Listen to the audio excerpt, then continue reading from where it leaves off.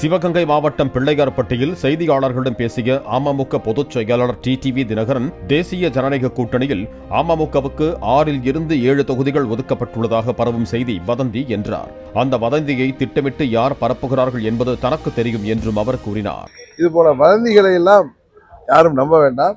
அம்மா மக்கள் முன்னேற்ற கழகம் முடிவெடுத்த பிறகு ஊடகத்தின் மூலம் எல்லோரிடம் சொல்லிவிட்டுத்தான் நாங்கள் யார் அந்த கிருஷ்ணமூர்த்தி இதை மாதிரி வதந்திகளை கிளப்புறாருன்னு எனக்கு தெரியும். அந்த வதந்திகளை விதைக்கிற கிருஷ்ணமூர்த்தி யார் என்று எனக்கு தெரியும். அதை பரப்புகின்ற கிருஷ்ணமூர்த்தியின் சீடர்கள் யார் என்பது தெரியும். அவர்கள் ஏமாந்து போக போகிறார்கள். பிளே ஸ்டோர் மற்றும் ஆப் ஸ்டோரில் இருந்து பாலிமர் செயலியை QR கோடு மூலம் பதிவிறக்கம் செய்யுங்கள். செய்திகளை உடனுக்குடன் பெறுங்கள்.